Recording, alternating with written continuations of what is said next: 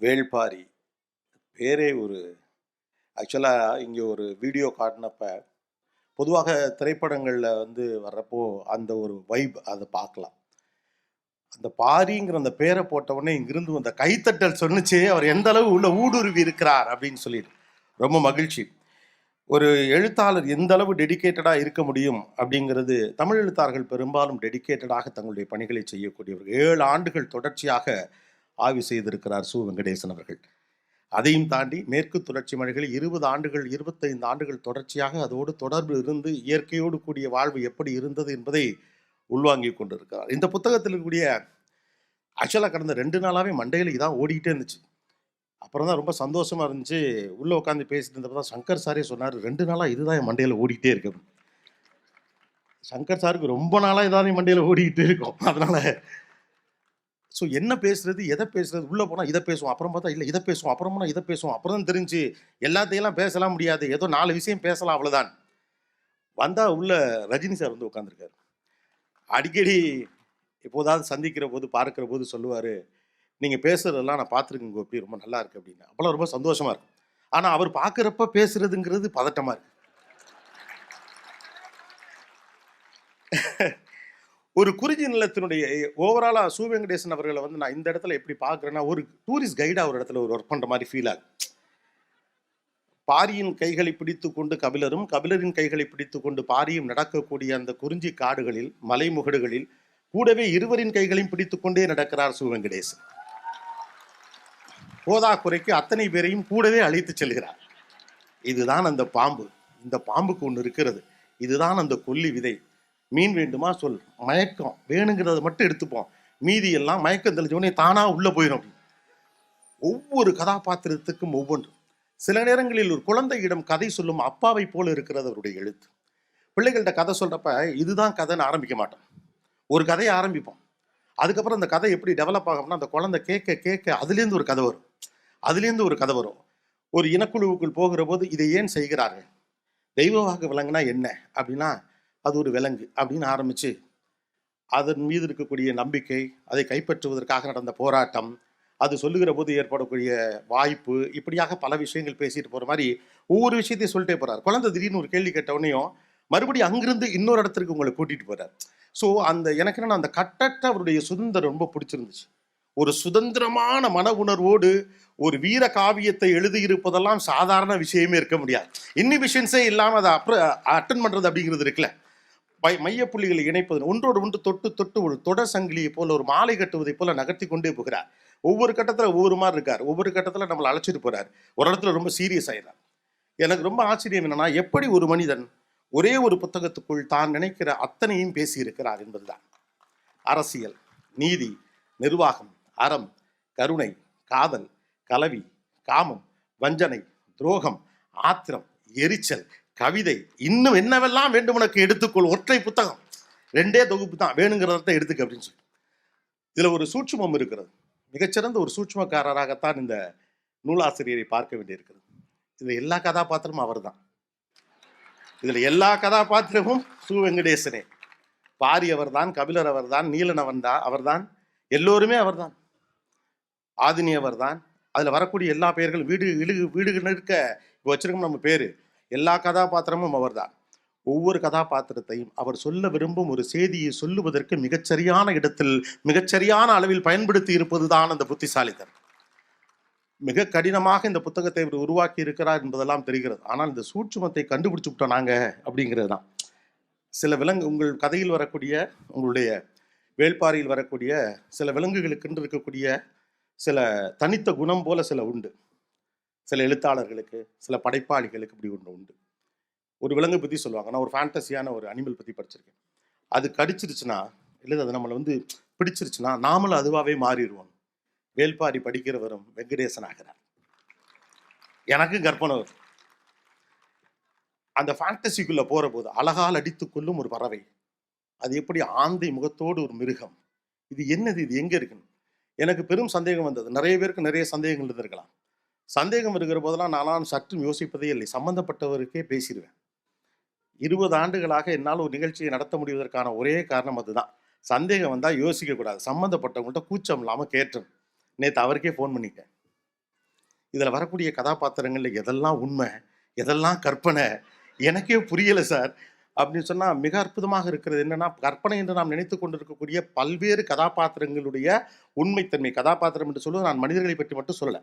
அதில் வரக்கூடிய பாம்பிலிருந்து தொடங்கி பறவையிலிருந்து, மிருகத்திலிருந்து, மரத்திலிருந்து, செடியிலிருந்து, கொடியிலிருந்து, கொப்பிலிருந்து, கொம்பிலிருந்து.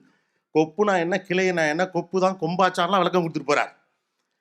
அப்பப்போ போய் இது எல்லாவற்றுக்கும் ஆனால் சங்க இலக்கிய பாடல்கள் வழியாக அப்படி ஒன்று இருந்ததை இவர் நிறுவுகிறார். அந்த காலகட்டம் எப்படிப்பட்டதாக இருந்திருக்கிறது அப்படிங்கிறது அதில் ஆச்சரியம். ஜஸ்ட் லைக் தட் ஒரு ஃபேண்டசி ஸ்டோரின்னு போகிறோம். அது குழந்தைக்கு கதை சொல்லுகிற போது விவரணையாக சொல்றதுன்னு ஒன்று இருக்குல்ல. அந்த பறவை எப்படிப்பட்டது, அதனுடைய தன்மை எப்படிப்பட்டது, அது என்னவெல்லாம் சொல்லும், அதை ஒட்டிய நம்பிக்கை என்ன, அதனுடைய சக்தி என்ன, சுண்டா பூனை எப்படி பூனை, குட்டி பூனைன்னு சொல்லிட்டு முடிச்சிருக்கலாம். மண்டையெல்லாம் ஓடுது இந்த பூனை. இப்போ அது எப்படி இருக்கும், ஒன்று வாங்கி வளர்த்துடலாமா, இப்போ எங்கேயும் கிடைக்குமா, பெட் ஷாப்பில் ட்ரை பண்ணுவோமா அப்படின்னு சொல்லிட்டு. ஆனால் அப்படிப்பட்ட ஒரு பூனை எதற்காக வளர்க்கப்பட்டது என்பதற்கான விவரணையையும் அவர் சங்க இலக்கியத்திலிருந்து எடுத்திருக்கிறார். போதாக்குறைக்கு வாய் வழியாக வளர்ந்த இந்த கதையினுடைய பின்னணிகளையும் சேர்த்திருக்கார். கிரேட்டஸ்ட் மிக்சர் எவர். ஒரு ஃபுல் மீல்ஸ்ன்னு சொல்லுவாங்கல்ல, வாய் வழியாக வளர்ந்த கதையும் அதுக்குள்ளே இருக்கிறது. சங்கம் இருக்கிறது, சங்க தமிழிலிருந்து சங்க இலக்கியத்திலிருந்து பாடல்கள் சரியாக அதற்கான ஆதாரங்கள் கொண்டு வரப்பட்டிருக்கிறது. கீழடி போன்ற ஆய்வுகள் இதற்குள் சொல்லியிருக்கிறார்கள். இதுபோக போதாக்குறைக்கு இவர் 7 ஆண்டுகள் இவர் ஆய்வு செய்து வெளியிட்ட ஒரு ஆய்வு கட்டுரை. இது எப்படி வேணாலும் எடுத்துக்கலாம், இதை ஆய்வு கட்டுரை என்று எடுத்துக்கொள்ளலாம். ஆண்டர்பிரினர்ஷிப்புக்கான ஐடியாஸை சொல்கிற ஒரு புத்தகம்னு எடுத்துக்கலாம். போர் எப்படி இருக்கும் தெரியுமா தம்பி அப்படிங்கிறதுக்கான புத்தகமாக எடுத்துக்கொள்ளலாம். வீரனை போரால் வீழ்த்த முடியாது, உன்னால் வஞ்சகத்தால் வீழ்த்த முடியும், அதை வச்சுதான்டா நீ வீழ்த்த முடியும்னு சொன்ன வீர மரபாக இருக்கலாம். தனிநபர்கள் எப்படிப்பட்டவர்களாக இருக்கிறார்கள், மனிதர்கள் எப்படிப்பட்டவர்களாக இருக்கிறார்கள், அரசியல் என்ன பேசுகிறது என்று பல்வேறு கோணங்களில் பேசுகிறார். சில விஷயங்கள் இதில் எழுதி நான் எடுத்துகிட்டு வந்தேன். அது எல்லாத்தையும் இந்த மீடியா ஹவுசஸில் ஒரு பெரிய பிரச்சனை உண்டு. நம்ம நிறைய பிளான் பண்ணிட்டு இருப்போம்ல, அதெல்லாம் அவங்க ஏற்கனவே ஏவியா போட்டுருவாங்க.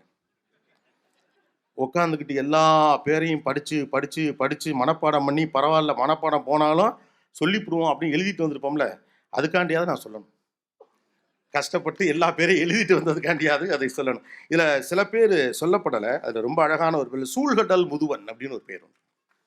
ஒரு பிஸ்னஸ் எம்பையர் சூழ்கடல் முதுவன், எல்லாம் வளைச்சு பிடிச்சி அடிக்கிற அப்படின்னா. ஆனந்த விகடனில் ஒரு முறை ஒரு வார்த்தை வந்தது. அப்போ ராக்கண்ணன் அவர்களிடம் கூப்பிட்டு அந்த வார்த்தைக்கான அர்த்தம் கேட்டேன். அதகளம் அப்படின்னு ஒரு வார்த்தை. சில வார்த்தைகள் அப்படியே பக்குன்னு மனசில் நிற்கும். அதகளம் அப்படின்னா அப்புறம் எனக்கு ஒரு விளக்கம் சொன்னார். அது உனக்கு எப்படி புரிய வைக்கிறது, அடிச்சு பிடிச்சு துவைச்சு தூக்கி போட்டு மிதிச்சு எல்லாம் சேர்ந்த கலவை அது அப்படின்னாரு. அதுபோல் சூழ்கடல் முதுவன் அப்படிங்கிற ஒரு வார்த்தை. அதே போல் இருக்கக்கூடிய ஒரு வானியல் அறிவு பெற்றவருக்கு அவர் வைத்திருக்கக்கூடிய பேர் திசைவேலர் என்றொரு பெயர். வேள்பாரியின் தோழன் நீலன் உங்களுக்கு தெரியும். அப்புறம் வாரிக்கையன், தேக்கன், உதிரன், இரவாதன், காலம்பன், முடியன், நீலன் மனைவி மயிலா. இந்த பேர் தான் எனக்கு மிக பிடித்த ஒரு பெயர். ஆதினியும் மயிலாவும் அவ்வளவு அழகாக பொருந்தும் பேராக இருக்கிறது. அதில் இன்னொரு, நான் இந்த பாத்திர படைப்புகளில் எந்த இடத்துலையுமே கேரக்டரைசேஷனை ஏற்றவோ இறக்கவோ இல்லை. ஆண் எப்படி வீரமும் ஆளுமையும் அறிவும் கொண்டவனாக காட்டப்படுகிறானோ, அதே போலத்தான் ஆதினியும் மயிலாவும் மற்றவர்களும் காட்டப்படுகிறார்கள். அவர்கள் சுதந்திரமானவர்களாக காட்டப்படுகிறார்கள். ஒரு தமிழ் பின்னணியிலிருந்து எழுதக்கூடிய, தமிழர் வாழ்வியலிலிருந்து எழுதக்கூடிய ஒருவருக்கு இயல்பாக அது அமைதல் ஒன்றும் ஆச்சரியம் கிடையாது, அப்படித்தான் வரும். ஆனால் அவர்கள் சுதந்திரமான மனிதர்களாகவும் இருந்திருக்கிறார்கள் அப்படின்னு சொல்லி கபிலர் வருகிறார், நீலனிடம் பேசுகிறார். பாரியை பற்றி பேசுகிற போது நீலன் சொல்லுகிற இடத்திலேயே வியந்து போகிறார். நீலனே இப்படி பேசுகிறானே, அப்போது பாரி எப்படி பேசுவான்? அடுத்து மயிலா பேசுகிற போதெல்லாம் மயங்கி போகிறது கதை. பாரியை சந்திக்கலாமா வேண்டாமா என்று ஒரு சந்தேகமே வரக்கூடிய அளவுக்கு பாரி பற்றி பேசுகிறது. எனக்கு ஒரே சந்தோஷம் என்னன்னா, எப்போதுமே இந்த முதல் வரியோடு நம்முடைய வாழ்க்கை பல நேரங்களில் முடிந்து விடுகிறதோ அப்படின்னு தோணும். வாழ்க்கையில் பல சிக்கல் அப்படிதான், முதல் வரியோடு முடிந்து போகும். நமக்கு பாரி அப்படின்னா என்ன, வேள்பாரிங்கிறத இப்போதான் நம்ம தெரிஞ்சுக்கிறோம். முல்லைக்கு தேரின்தான் பாரி. இந்த ஒத்த வரியை 2 மார்க்குக்காக படித்த இடத்துல, அவன் கருணை மட்டும் கொண்டவன் அல்ல, அவன் மாவீரன். இயற்கையின் மீது அன்பின் மீதும் அவ்வளவு கொண்டவன். மக்களின் சுதந்திரத்திற்காகவும் அவர்களுடைய மனதுக்காகவும் அவர்களுடைய நேர்மைக்காகவும் வாழ்ந்த ஒரு மாபெரும் மனிதன். அஞ்சா நெஞ்சன், ஒரு பெரிய போர் வீரன் அப்படிங்கிற எல்லாத்தையும் கொண்டு வந்து சேர்த்ததுன்னு இருக்குல்ல. ஆக்சுவலாக ஒரு சமூகம் வளர வளர அது அடுத்த கட்டத்தை நோக்கி நகரணும், முதல் வரியை தாண்டி நகரணும். நமக்கு அது பெரும் சிக்கல். உலகத்திலேயே அதிக மக்கள் தொகை கொண்ட நாடு எதுன்னு கேட்டால் பட்டு நம்ம இப்போ இந்தியான்னு சொல்லிடுவோம். ஆனால் இப்போ நம்ம ஃபர்ஸ்ட் பிளேஸில் இருக்கிறதுனால அடுத்த இடம் அப்படின்னம்னா எல்லாருமே சொல்லிவிடுவோம் சீனா, ஏன்னா ஏற்கனவே ஃபர்ஸ்ட்டில் இருந்தான். ஓகே, 3வது யாருன்னு கேட்டோம்னா 30 பேரில் 3 பேருக்கு தெரிஞ்சா பெருசு, நம்ம அடுத்து தாண்டி போகவே மாட்டோம், ஏன்னா நமக்கு தேவையில்லை. 4வது அதுக்கு நமக்கு சம்மந்தமே இல்லை. ஆனால் ஒரு சமூகம் அடுத்த கட்டத்தை நோக்கி நகரன்னா முதல் கட்ட தகவலை தாண்டி போகணும். இந்த மாதிரியான புத்தகங்கள் அந்த மாதிரி அடுத்த கட்ட நகர்வை நோக்கி நகர்த்துவது தான் ரொம்ப முக்கியமாக இருக்கிறது. ஏற்கனவே பிரபலமாக இருக்கக்கூடிய வரலாறை தாண்டி சிலருடைய வரலாறை எடுத்து சொல்லுகிற போது ஏற்படுகிற நம்பிக்கையை இது விதைத்திருக்கிறது. பாரி என்பது பெயர் அல்ல, அது ஒரு நம்பிக்கை, அது ஒரு குறியீடு, அது ஒரு அடையாளம், அறத்தின் அடையாளம், அன்பின் அடையாளம், இயற்கை என்னும் கொடையை எப்படி பயன்படுத்த வேண்டும் என்ற ஒரு நெறிக்கான ஒரு அடையாளம். அதே போல ஒரு படத்துல பஞ்ச் டயலாக் வைக்கிறதுலாம் உண்டு. புத்தகம் முழுக்க பஞ்ச் டயலாக்ஸ்னு சொல்ல முடியாத பஞ்ச் வரிகளாக வைத்துக் கொண்டிருப்பது. அதான் நான் சொன்னேன், இந்த புத்தகத்தை அவர் வெவ்வேறு விஷயங்கள் அணுகியிருக்கார். குழந்தைக்கு கதை சொல்லுவது போலத்தான் அது எனக்கு இருக்குது. அவருக்கு திடீர்னு ஒரு விஷயத்தை சொல்றதுக்கு ஒரு ஆள் தேவைப்பட்டா அதுக்கு ஒரு கேரக்டர் அங்கே வந்துடுறாரு. அந்த கேரக்டர் அதை பேசும். அந்த கேரக்டருக்கு அதுக்கான டைனமிக்ஸையும் அவர் பில்ட் பண்ணிடுறார். எதையொன்றையும் தேவையாக மாற்றுவதுதான் வணிகம். எதில் எழுதியிருக்குது? வரலாறு பேசுகிற ஒரு புத்தகத்துக்குள்ள இருக்கிற வார்த்தை எதையொன்றையும் தேவையாக மாற்றுவதுதான் வணிகம். ராத்திரி 2 மணிக்கு ஃபோனை போட்டு பிரியாணி தின்னாதான் இட்ஸ் அ பிளெஸ்ன்னு ஃபீல் பண்ற ஒரு உலகத்துக்கு செய்தி 2000 வருடத்திற்கு முன்பு இருந்து வருகிறது. The most contemporary. ஒரு எழுத்து ரெலவெண்டா இருக்கணும், காலத்தை கடந்து அந்த காலத்தோடு அது தொடர்பு படுத்தணும். சமகால மனிதர்களின் உளவியலையும் அதன் சிக்கலையும் அவர்களுடைய வணிகத்தையும் அவருடைய வாழ்க்கையும் அவருடைய அரசியலையும் அது தொடர்பு படுத்த வேண்டும். புத்தகம் முழுக்க அப்படியான கருத்துக்கள் தான் விரவி கிடக்கிறது. அதைத்தான் இந்த புத்தகத்துடைய சூட்சமமாக நான் பார்க்கிறேன். ஒரு மேலாண்மை புத்தகம் என்று கணக்கில் எடுத்துக்கிட்டோம்னா இது ஒரு மேலாண்மை புத்தகம். அரசியல் புத்தகம் எடுத்துக்கிட்டா அரசியல் புத்தகம். எல்லாத்தையும் தாண்டி இது சு வெங்கடேசனின் புத்தகம். எல்லாரும் சு வெங்கடேசனாக இருப்பதால். ஸோ இதில் இருக்கக்கூடிய முக்கியமான இந்த இது எனக்கு ரொம்ப பிடிச்சிருந்துச்சு. இன்னைக்கு இருக்கக்கூடிய கன்சூமரிக் ஆட்டிடியூட்ல ஒரு மாலுக்கு நம்ம போறப்போ எதை வாங்கணும்னு போறோமோ அதை தவிர மீதி எல்லாத்தையும் வாங்கிட்டு எதை வாங்க போனோமோ அதுக்காக பணம் இல்லாமல் திரும்ப வந்து நாளைக்கு போவோமான்னு கேட்குற ஒரு ஊர்ல இந்த வார்த்தை எனக்கு ரொம்ப முக்கியமானதாக படுகிறது. அதை வாரன் பஃபெட் தான் சொல்ல வேண்டும் என்ற அவசியம் இல்லை. ஒரு வரலாற்று நூல் வழியாக சு வெங்கடேசனும் சொல்லுவார். தேவையே இல்லாத பொருட்கள் எல்லாத்தையும் வாங்கி வாங்கி குவித்து, இந்த வார்த்தை வந்த பிறகுதான் கவனிச்ச பிறகு தெரிஞ்சு எல்லாத்தையுமே முக்கியமானதாகவே மாற்றி வைத்திருக்கிறோம். லக்ஸுரின்னு ஒன்று இப்போ இல்லவே இல்லை. எனக்கு இது வேணுமா வேணாமாங்கிறத பற்றி நான் முடிவே பண்ணலை. இது உனக்கு வேணும், இல்லைன்னா அது உனக்கு கௌரவ குறைச்ச, இல்லைன்னா உன்னை ஒருத்தனை மதிக்க மாட்டான், இல்லைன்னா உன் வாழ்க்கை நிறைவடையாது. பெரிதாக யோசின்னு போனது போக big size king size life வாழு அப்படின்னு சொல்லி எல்லாரையும் ஒரு கன்சியூமராக மாற்றி கொண்டிருக்கக்கூடிய ஒரு காலகட்டத்துக்குள்ள ஆன்லைனில் கார்ட்டிங் அப்படிங்கிறது டிசீஸாக மாறிக்கிட்டு இருக்கு அப்படின்னு சொல்லுவாங்க. எல்லாத்தையும் எடுத்து காட்டில் போட்டுக்கிட்டே இருக்குது. எதுக்கு வேணும், எதுக்கு வேணாம், எதுக்கு வேணும். வீட்டில் எந்த பொருள் வைக்க இடமே இல்லை. வீடு பெருசாக தான் இருக்குது, தேவையில்லாமல் நிறையா பொருள் உள்ளே இருக்குது. அத்தை வீட்டில் பார்த்தது, சித்தி வீட்டில் பார்த்தது, அது கூட அப்புறமா வாங்கிக்கலாம். நாத்தனார் வீட்டில் பார்த்தது எல்லாம் 4 நாளைக்குள் வாங்கவில்லை என்றால் எங்கள் கௌரவம் தரிகட்டு போகும் என்ற இடத்தில் இந்த வார்த்தை எனக்கு ரொம்ப பிடித்திருந்தது. எதையொன்றையும் தேவையாக மாற்றுவதுதான் வணிகம். இரண்டாவது ரொம்ப நுட்பமானது. இது ஒரு பக்கம் ஒரு ஆண்டர்பிரினர், ஒரு பிஸ்னஸ் அல்லது இன்னைக்கு இருக்கக்கூடிய ஒரு அட்வர்டைஸ்மெண்ட் ஃபார்மேட் அல்லது கன்சூமரிசத்தை பற்றி பேசுகிறதுனா, இன்னொன்று ஈகை அற்புதத்தை பேசுகிறது. அவர் வள்ளல் தன்மை கொண்ட மனிதர். ஓகே, பாரியும் வள்ளல் தன்மையும் ஒன்றோடு ஒன்று இணைந்தது, முல்லைக்கு தேரிந்தான் பாரி. அதைத்தான் அங்கே அழகாக அவர் சொல்றாரு. வள்ளல் தன்மை என்பது நிர்வாகத்திறன் அல்ல, அது குழந்தையின் குரல் கேட்ட கணத்தில் பால் கசியின் தாயின் மார்பை போன்றது. அப்படி வரணும். அப்படின்னு அது கணக்கு போட்டு பண்ற வேலையெல்லாம் கிடையாது. இதை செய்தால் இது நடக்கும், இதன் வழியாக இதை உருவாக்கி கொள்ள முடியும், இதை நம்ம செஞ்சோம்னா. ஏன்னா இப்ப வள்ளல் தன்மையெல்லாம் நம்ம அப்படித்தான் வச்சிருக்கோம். ரொம்ப ஜெனரஸ். 5001 ரூபா மையெழுத்தம் ஜெனரஸா இருக்கும். ஏன் கஷ்டப்படுறாங்க? 10,002 ரூபாய் அது கட்டாயம் வரும், நமக்கு கணக்கு தெரியும் இல்லையா? 100 ரூபாய்க்கு பொருள் வாங்கி கொடுத்துட்டு 300 போட்டா இருக்கிற கதையெல்லாம் நடந்து கொண்டு இருக்கக்கூடிய ஒரு காலகட்டத்தில் வள்ளல் தன்மை என்பது இயல்பாக வரக்கூடிய ஒரு குணம், ஒரு தாயினுடைய குணத்தை போன்றது அப்படிங்கிற ஒரு அந்த உணர்வு இருக்குல்ல. வள்ளத்தன்மை நிர்வாகத்திறன், அது பிளான் போட்டெல்லாம் செஞ்சிடலாம் முடியாது அப்படின்னு ஒன்று இருக்குல்ல. அது ஒரு இயல்பாக வரக்கூடிய குணமாக இருக்க வேண்டும். தமிழ் இருக்கிறது அப்படித்தான் இருந்திருக்கிறது அப்படின்னு. இப்போது நம்மகிட்ட வள்ளல் தன்மை இருக்கிறது. ஆனால் அதெல்லாம் கொஞ்சம் மாறிக்கொண்டு இருக்கக்கூடிய இந்த காலகட்டத்தில் இதனால் எனக்கு பலன் கிடைக்கும், இந்த சொந்தக்காரனுக்கு நான் இதை செஞ்சால் எனக்கு பலன் கிடைக்கும், அல்லது என் நண்பனுக்கு நான் இதை செஞ்சால் பலன் கிடைக்கும். நம்மளுடைய நெட்வொர்க்கிங் நம்ம பண்ணக்கூடிய எல்லா விஷயத்தின் பின்னாலும் வள்ளல் தன்மை எதுவும் கிடையாது. எல்லாமே இன்னைக்கு ஒன்று செஞ்சால் நாளைக்கு நமக்கு கிடைக்கும், 1 போட்டால் 2 கிடைக்குமா, 2 போட்டால் 4 கிடைக்குமாங்கிற கணக்கு நடந்து கொண்டு இருக்கக்கூடிய காலகட்டத்தில் வள்ளல் தன்மைக்கான ஒரு டெஃபினேஷன் இதன் வழியாக சொன்னது போல தெரிகிறது. வல்ல தான் நம்ம இதில் ஏற்கனவே பல வார்த்தைகள் இருக்குது. இடது கை கொடுக்கிறது, இன்னும் வலது கை கொடுப்பது இடது கைக்கு தெரியக்கூடாது அப்படின்னா பல வார்த்தைகள் இருந்தாலும் கூட எனக்கு ரொம்ப நுட்பமான விஷயமாக தெரிந்தது.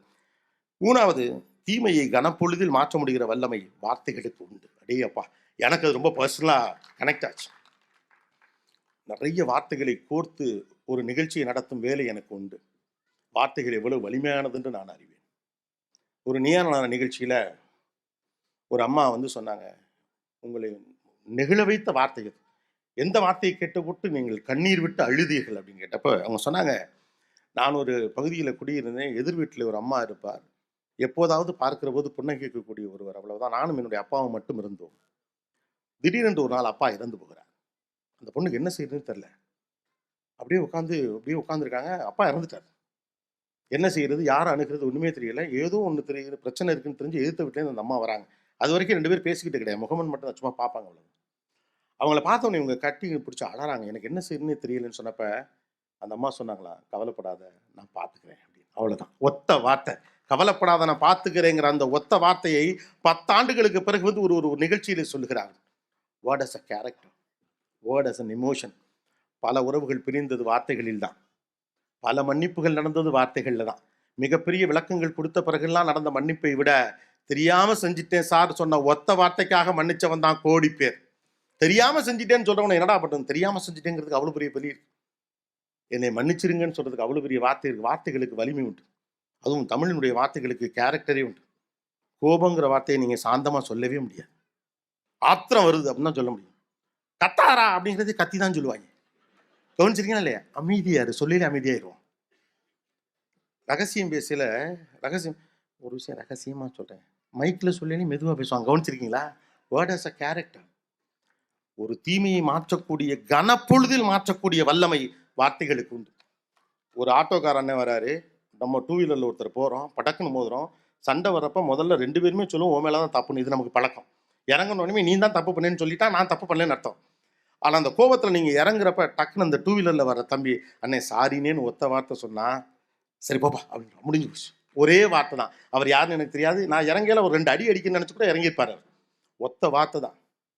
10 ஆண்டுகளாக விரோதம், 15 ஆண்டுகளாக பேச்சுவார்த்தை இல்லை. ஏதோ ஒரு கல்யாண வீட்டில் பொது நிகழ்ச்சியில் 2 குடும்பமும் சந்திக்கிறது.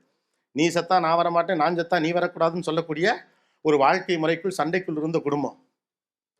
2 பேருக்கு நேருங்க தான் சந்திச்சு விட்டாங்க. என்ன பண்ணுறதுன்னு தெரியல. இந்த பக்கத்தில் இருக்கவர் அவர் எப்படி எதிர்கொள்றதுன்னு தெரியாமல் நல்லா இருக்கியான்னு ஒரு வார்த்தை கேட்டுவிட்டார். அவ்வளோதான். கட் பண்ணோம்னா பந்தியில் 2 பேரும் கறிச்சோறு சாப்பிட்டுட்டு இருக்காங்க. ஆமாம், 15 வருஷத்துக்கு முன்னால் நம்ம எதுக்குடா சண்டை போட்டோம்? சண்டை எதுக்கு போட்டோம்னே தெரியல. ஒத்த வார்த்தை பேசி முடிச்சுட்டு போயிடுச்சு. நல்லா இருக்கியாங்கிற ஒரு வார்த்தை நிச்சயமா மாற்றும். தீமையை கனப்பொழுதில் மாற்ற முடிகிற வல்லமை வார்த்தைகளுக்கு உண்டு அப்படிங்கிற அந்த பஞ்ச் டயலாக் அப்படின்னு தான் நான் சொல்லுவேன். அது எனக்கு ரொம்ப பிடிச்சிருந்தது. அதே போல மண் என்பது போரால் கிடைக்கும், மனம் என்பது உயிரால் தான். உங்கள் அதிகாரத்தின் வழியாக நீங்கள் ஒன்றை எக்ஸிக்யூட் பண்ணிட முடியும். ஆனால் மக்களின் மனதை வெல்வதுதான் உலகத்தின் ஆகப்பெரிய அதிகாரம். ஒரு போருக்கான, ஒரு அரசியலுக்கான, ஒரு நீதிக்கான, ஒரு அறத்துக்கான ஒரு கூற்றை சொல்லுதல் ஒன்று இருக்குல்ல. மண் என்பது போரால் கிடைக்கும், மனம் என்பது உயிரால் தான். மனிதனுடைய மனத்தை வெல்லுவதுதான் அது. அது கம்பெனியாக இருந்தாலும் சரி, மீடியாவாக இருந்தாலும் சரி, அரசியலாக இருந்தாலும் சரி, எதுவாக இருந்தாலும் சரிதான். நீங்கள் ஃபோர்ஸ் பண்ணி ஒருத்தர் வேலையை வாங்கிடலாம்.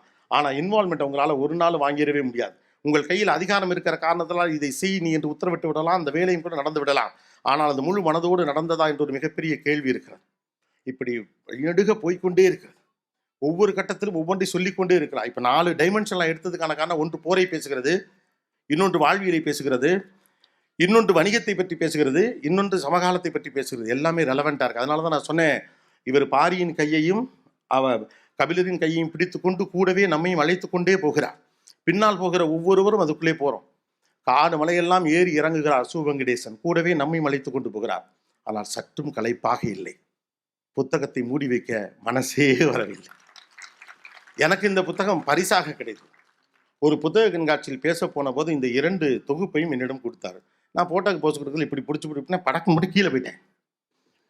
ஏன்னா இவ்வளோ வெயிட்டாக இருக்கு இந்த ஒரு புத்தகம் அப்படின்ட்டு. அவ்வளோ வெயிட் இருக்க தானே செய்யும். எத்தனை உணர்வுகளை தாங்கி இருக்கிறது அந்த புத்தகம். எவ்வளவு கவலைகளையும், போரையும், வஞ்சகத்தையும், மன்னிப்பையும், காதலையும். ஐயோ, பெரிய காதலை இவ்வளோ அழகாலாம் சொல்லிலாம் ரொம்ப நாளாச்சு சார். ஓகே, ரொம்ப மகிழ்ச்சி இந்த மாதிரியான நிகழ்ச்சியில் வந்து பேசுவதற்கான வாய்ப்பு கிடைத்ததற்கு. மற்றவர்களும் பேசுவதற்கான எனக்கு ஒரு 20 நிமிடம் கொடுத்துருந்தாங்க. ஸோ அதனால் இதோட இந்த இடத்துக்கு வரணும்னு. பட் எனக்கு ரொம்ப மகிழ்ச்சியான விஷயம் இதோடைய ஓவியங்கள். ஐயா மணியன் செல்வம் அவர்களுக்கு உண்மையிலேயே, ஏன்னா இனிமே என்ன வேணாலும் வரட்டும், ஏஐ வரட்டும், இதெல்லாம் வரட்டும், இந்த ஸ்ட்ரோக்கை யாராலையும் கொண்டு வர முடியுமான்னு எனக்கு தெரியல. கண் முன்னால் வந்து நிற்கிறாள் ஆதினி, ஒவ்வொருத்தரும் கண் முன்னால் வராங்க. பாரு அந்த லுக் அண்ட் ஃபீல் பாரு, இந்த இவர் எப்படி இருப்பார்னு எப்படி இது பண்ண முடியும்? இது எல்லாவற்றையும் விட ஒன்று என்னன்னா, தான் உணர்ந்த ஒன்றை, தான் நேசிக்கிற ஒன்றை, தான் நம்புகிற ஒன்றை, தான் பார்த்த ஒன்றை, தன்னுடைய கற்பனையெல்லாம் தாண்டிய ஒன்றை, தன்னுடைய கட்டற்ற சுதந்திரமான கற்பனையால் கிடைத்த உணர்வையும் தகிப்பையும், அந்த வாந்த தன்னுடைய வாசகனுக்கு கொண்டு போய் சேர்ப்பது என்பது ஒரு எழுத்தானக்கு எளிதான விஷயம் அல்ல. அது மிக இயல்பாக வாய்த்திருக்கிறது சு வெங்கடேசன் அவர்களுக்கு. வாழ்த்துக்கள் சார். பாரியின் வாசகர்களுக்கு நன்றியும் வாழ்த்துக்களும். நன்றி.